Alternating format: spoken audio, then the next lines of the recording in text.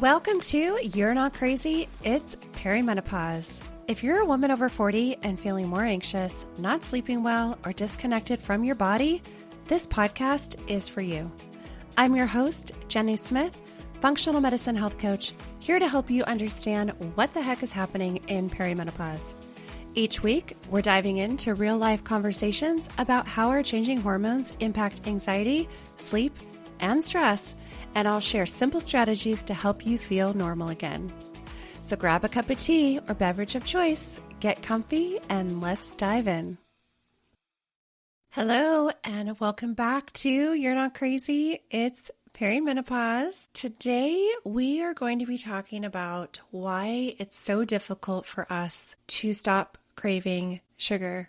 It is one of the things that I hear about all the time from women that I'm working with, that I talk to, and there's reasons for that. So we're going to talk about those reasons. It is something that I have struggled with my entire life, and it's something that I continue to struggle with off and on, and I'm going to explain to you the things that really work to help get back on track and ditch those sugar cravings. I want to start off with a little story as it relates to sugar and eating too much of it.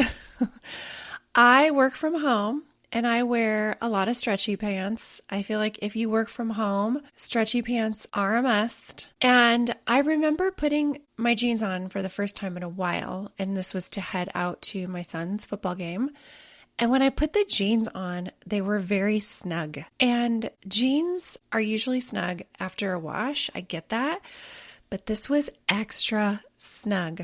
And I was like, I squeezed my legs in there and I, zipped it up and buttoned it up and it was tight and I had a baggy shirt on and I just remember feeling really uncomfortable and just didn't feel comfortable in them because they were so tight. But, I went on my merry way and went to my son's game. And I remember coming home and taking off my pants to go take a shower. And I saw that the jeans had ripped. They had ripped in the back pocket side, where the pocket is, it had this big rip. And I thought, oh my gosh, how embarrassing. Did anybody see this? Did anyone see this? Because I was kneeling down during the game and I was, jumping up and down and cheering because it was a playoff game. So it was a really exciting game. And I thought, oh my gosh, did anybody see this? That is so embarrassing. And I remember telling my friend that my jeans had ripped and I was so discouraged. And she said, oh, where did it rip? And I told her the back pocket. And she goes, oh, they tend to rip there anyways. And I said, no. Thank you so much for trying to make me feel better. But this was clearly, my jeans were too tight. So that's when I had to check in with myself and ask what is going on? And at that time in my life, which was not too long ago, and if you're on my email list, you probably have been hearing my stories about what I've been doing to really reel back on the sugar cravings. And so I was eating a lot of sugar at the time and I was craving it. I was eating it while working at my desk. I was eating it right after work, going upstairs and grabbing a snack. I was eating it after dinner. I was eating it every day, several times a day.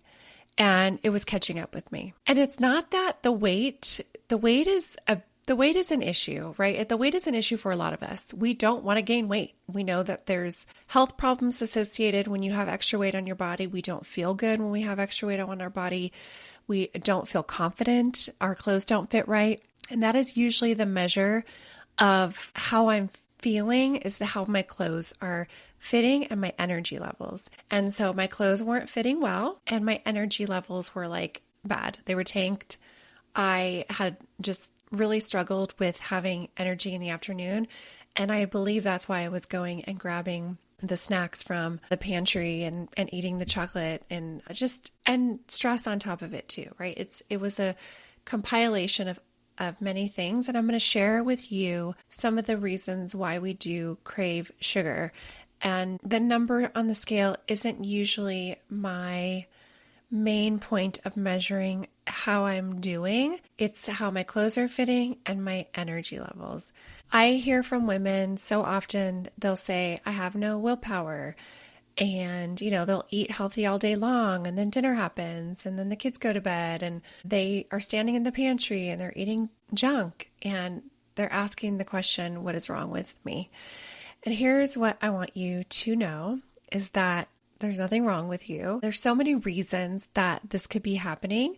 And so today I want to explain the top 8 possible reasons why you're craving sugar, what's actually happening inside your body, and what you can start doing about it today to finally take back control of that. But first, I want to start off by saying that cravings aren't the enemy. Our bodies are designed to signal when we're hungry. That's how we're built. That's how we're designed to signal when we're hungry. And when we're hungry, the goal is to eat and satiate ourselves and to fuel our body with what it needs because our body is asking for something. And that's normal. When we are hungry, but we're confused about why, because we just ate, that's where it gets a little like, what's going on here? Why am I always so hungry? I just ate. And those are the things that I want to talk about today is that when we crave foods, we're trying to avoid and eat less of them. And then they're frustrated because they keep craving foods and they struggle to balance the sugary foods. So why do we care? And it's because when we eat more of the sugary foods, the processed foods, the, what I call quotes, junk food, we tend to not feel good. We don't feel good after, our energy's pretty low. And I'm going to explain why that happens. Let's go through the 8 reasons why you're craving sugar. So reason number 1 is you're likely not eating enough protein. I hear this all the time is women are like, I had cereal for breakfast, or I had oatmeal, or I had a piece of toast, and maybe it was yogurt with a banana, and that is just not enough protein. And when you're eating very little to start off your day, you're gonna be hungry. You're gonna have cravings. We need to eat enough protein at breakfast. We need to eat enough protein at all our meals, especially our first meal of the day, because that's what's gonna keep us feeling full and satiated. Because protein releases a peptide called PYY.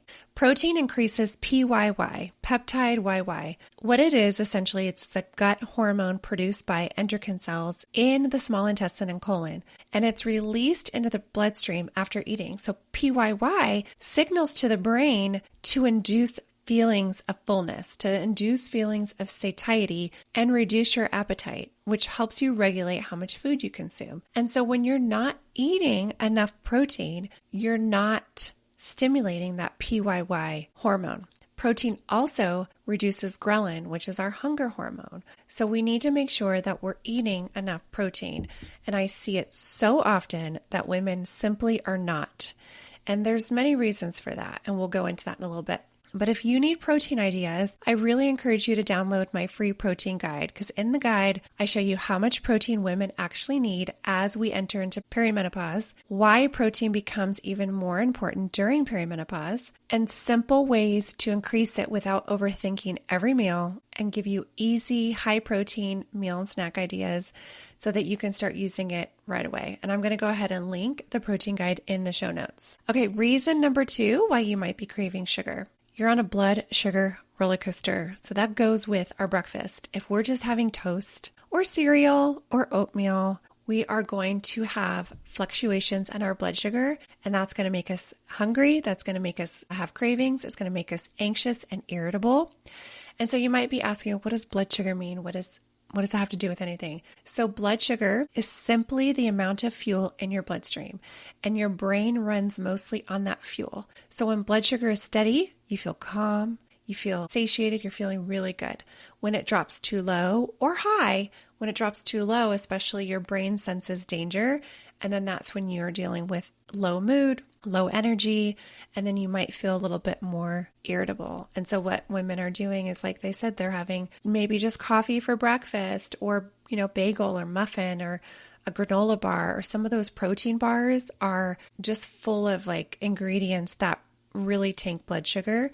And even though it says protein bar or it looks healthy, if there's a lot of sugar in there, it's going to affect your blood sugar stabilization.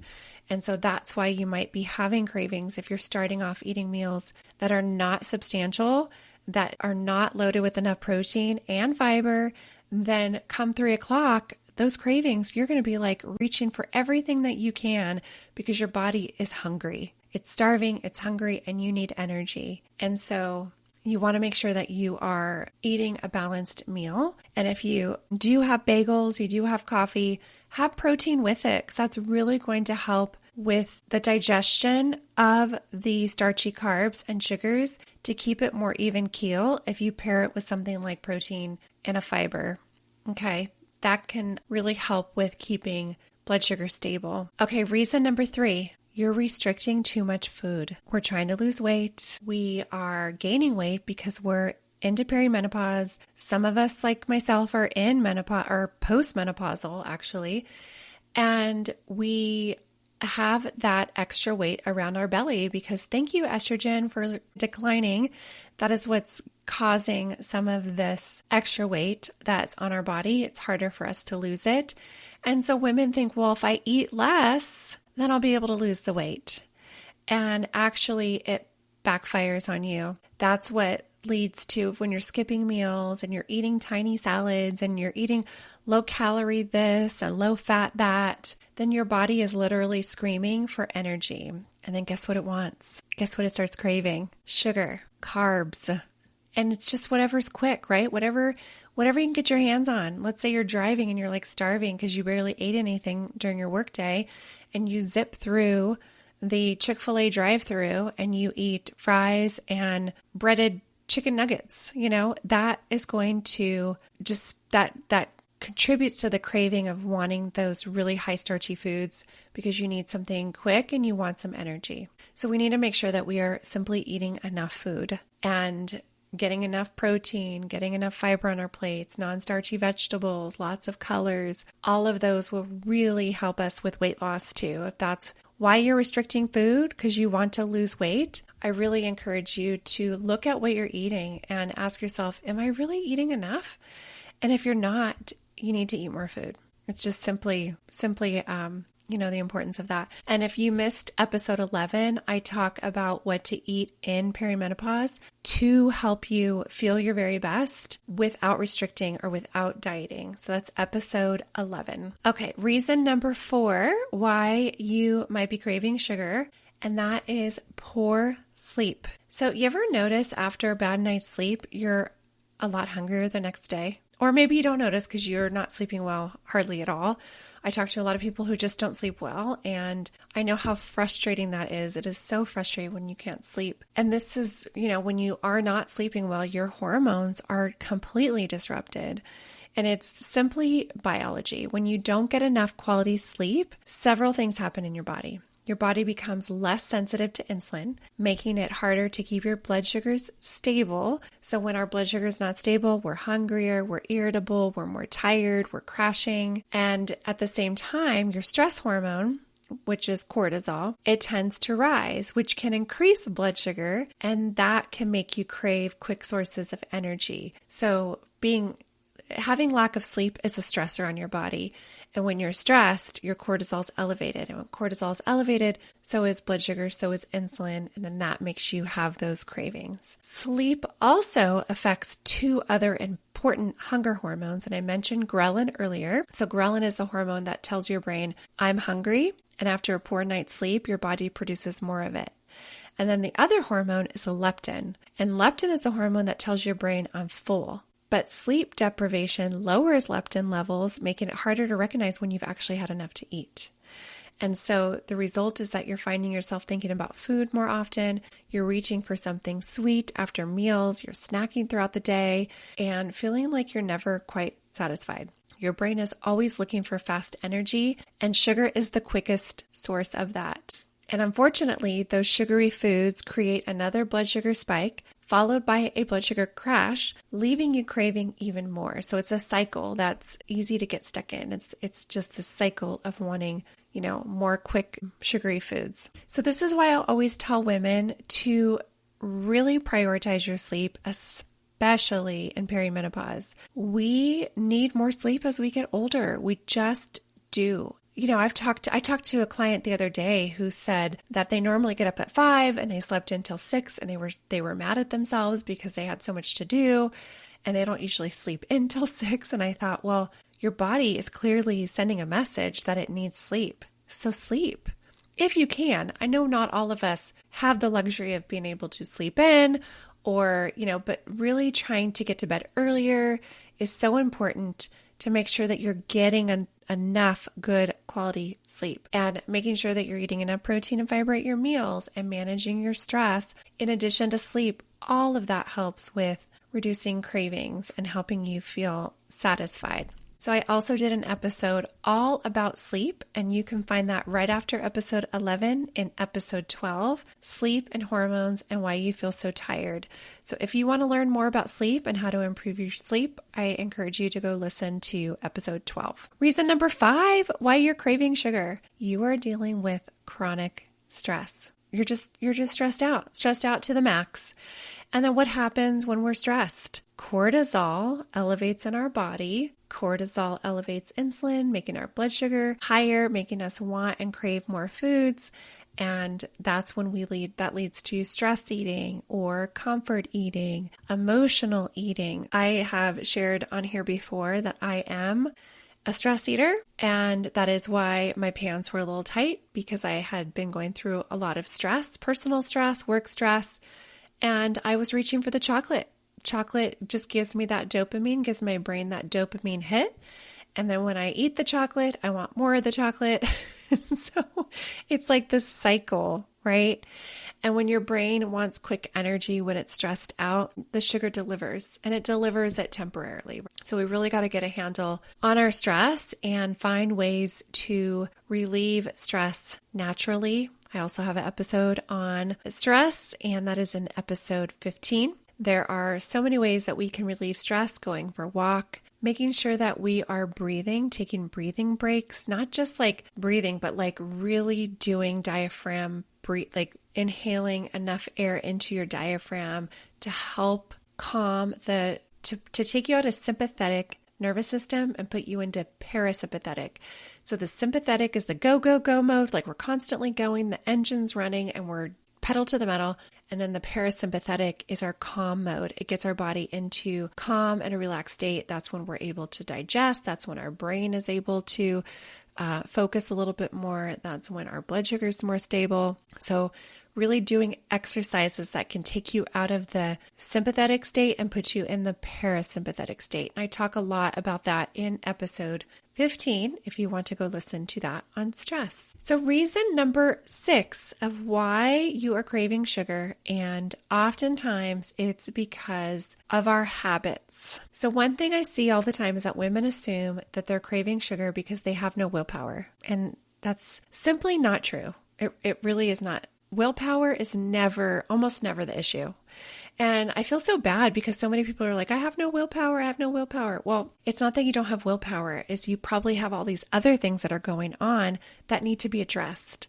And then when those things are addressed and you're making sure you're prioritizing protein, you're making sure that you're getting enough sleep, you're making sure that you're managing your stress, then you don't need the willpower because you're not having those cravings. It's really working to settle those cravings down. So our habits have a lot to do with craving sugar. And so I want to share the definition of a habit, and I got this online, is a habit is a settled, automatic behavior pattern acquired through frequent repetition. These actions are typically triggered by environmental cues and occur with minimal or no conscious thought. So when we develop habits, it becomes so easy and effortless. We don't even know we're doing it half the time. Think about your drive to work. It's a habit. You're probably not even thinking about it. I'm sure you're doing it in a subconscious state the entire way there. Think about, what you do in the morning. And what do you do when you get up in the morning? Do you go to the bathroom right away? Do you brush your teeth? Do you take your medicine? Are you thinking about it, or is it just automatic because it's a habit? Ultimately, we want to create habits that are designed to be good for us. And it happens when we do things in repetition. So we create habits with and through repetition.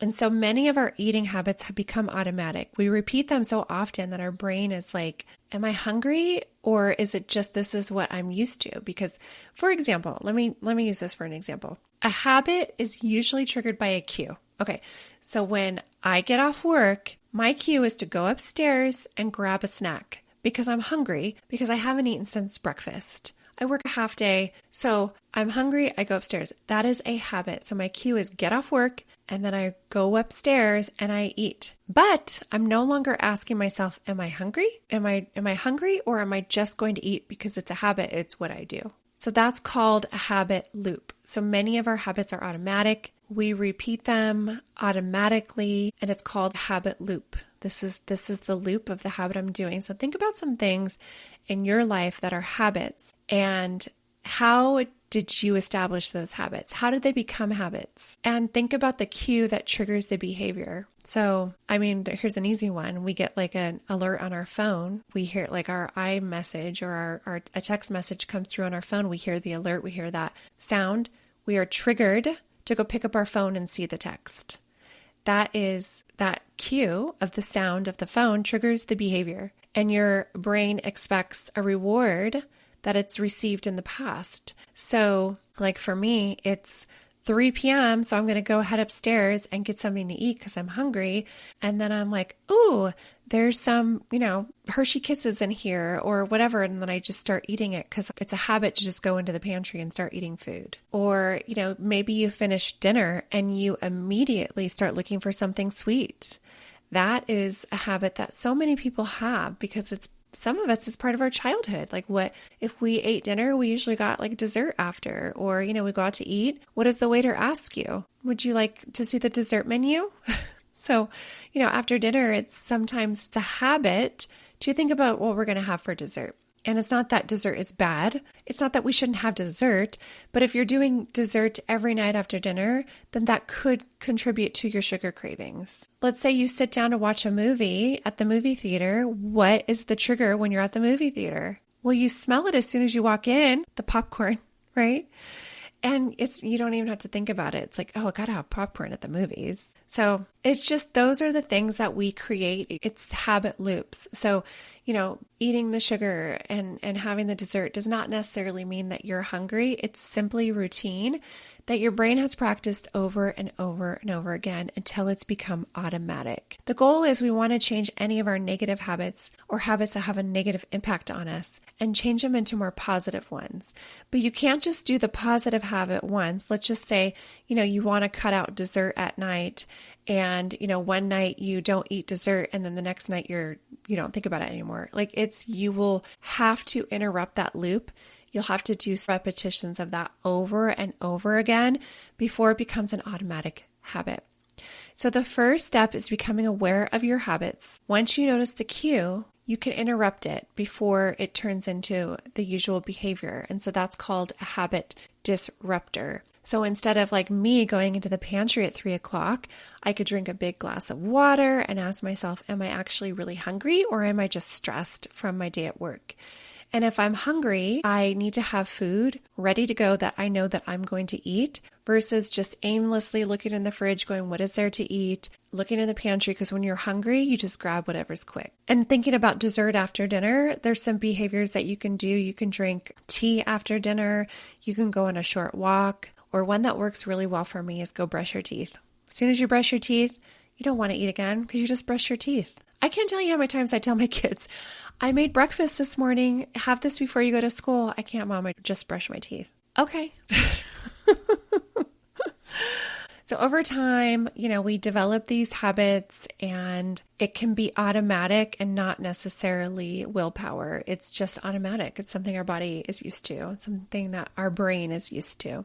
Okay, reason number 7 why you might be craving sugar is your consumption of ultra-processed foods. Now, ultra-processed foods are usually foods that come in a box, a package, anything that you can buy on the shelf, really tend to be ultra-processed. They're formulated by manufacturing companies. They're not food that actually comes from plants, animals, the ground. So that's what we think about when we think of ultra-processed foods. And they are literally designed to make us want more of it. Food scientists get paid lots of money to make it so tasty and irresistible that you want more of it.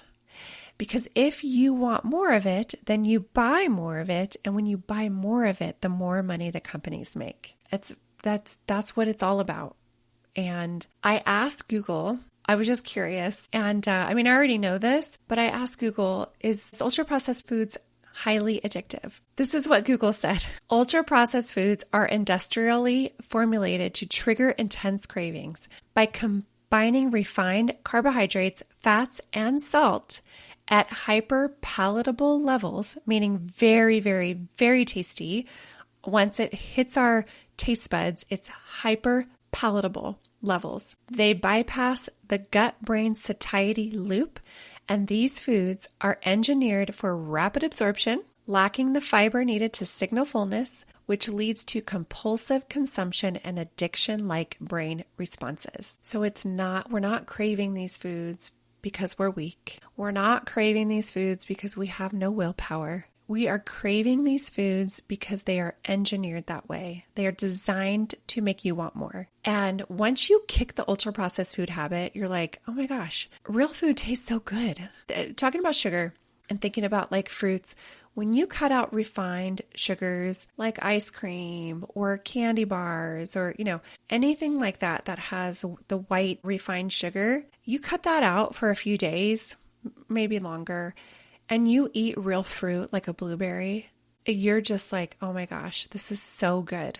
This fruit is so good. And it's because when we're eating these hyper palatable levels, nothing compares to it. When we're eating the hyper palatable levels of refined sugars, carbohydrates, the salt, nothing else, whole food does not compare to it. So it's a matter of retraining the brain, kind of detoxing from the ultra processed foods and getting back to the whole foods so that your blood sugar is stable and you're not craving more of those foods and sugar. So I know it's really tough. There's so many ultra processed foods that I like and that are delicious. And then I have to remind myself that they're designed this way. They're designed to keep me a forever customer. So really think about some of your ultra processed food habits, if you have any, and what are some ways to kind of reduce the consumption of that and get more whole, real foods into your diet. Okay, reason number 8 why you're craving sugar is you're simply hungry. Sometimes, you're just hungry. If you want to avoid sugar, eat a meal. And then if you really want something sweet, don't deprive yourself of it. Have something sweet. I always like to have dark chocolate nearby, and then I'll have a square or two to really satisfy that sweet and just get that like little treat. So if you are just wanting something sweet, do it. Make sure that you are eating enough protein, fiber, healthy fats, non-starchy vegetables, all the colors of the rainbow. Make sure you're getting a lot of that in first. And then if you still want something sweet, give it to yourself. Have it. Enjoy it. And then you'll realize you won't want as much because you're already satiated from food. Okay, so what works to kind of keep these sugar cravings at bay, to really minimize that? And so I talked about it as I was going through the reasons why we crave sugar, but just a reminder, you want to make sure that you're eating protein, eating enough of it at every meal, at least 30 grams at each meal. You want to make sure that you're building balanced meals that include fiber, healthy fats, and protein. All of that increases satiety. All of that triggers the brain to say, hey, I'm full and I'm satisfied. So eat the balanced meals before the ultra processed foods. If you want the ultra processed foods, make sure you're getting the protein and fiber in your diet and then have it. And then you might be surprised that once you're eating more balanced meals, that you won't be hungry for them because you are satiated and satisfied with real food. The other thing is you don't want to skip meals like we talked about. Skipping meals just increases those cravings, makes you more irritable, tired, and you're just going to reach for foods that are going to give you the energy. Hydrate. Make sure that you are drinking enough water. When you're not drinking enough water, you have more cravings. You're more hungry. Sometimes we confuse hunger for thirst. So we're really just thirsty and dehydrated and we need to drink. So make sure you're drinking enough water and you're getting about half your body weight in ounces every day. Make sure you're sleeping. We talked about that. Get a good quality night's sleep as much as you can throughout the week. This will significantly lower your cravings for sugars and the high starchy carby foods for energy. You can walk after meals. That is really good for stabilizing your blood sugar and keeping your blood sugar steady so that you're not craving foods. that is super important if you can fit it in, even if it's just 5 minutes, or let's say you're doing dishes and just do a couple of squats as you're doing dishes. I like to run around with my dogs. I have a golden doodle and he loves to play. So after dinner, a few minutes after dinner, I start throwing his toy around and I chase him around the house. And that's really great for stabilizing blood sugar after a meal. And the other thing is to stop relying on willpower, because willpower is not a strategy. As you can see, it's not about willpower. It's about so many things. It's about biology. It's about the chemicals in our brain. And, we need to create habits and we need to focus on balanced meals so that we're not craving those foods that make us feel terrible and low energy and irritable and cranky and moody, and our jeans rip because we gained a little weight. And it's such a bummer because those are my favorite pair of jeans, but I'm sure I can patch it if I need to, or just wear a long shirt to cover it.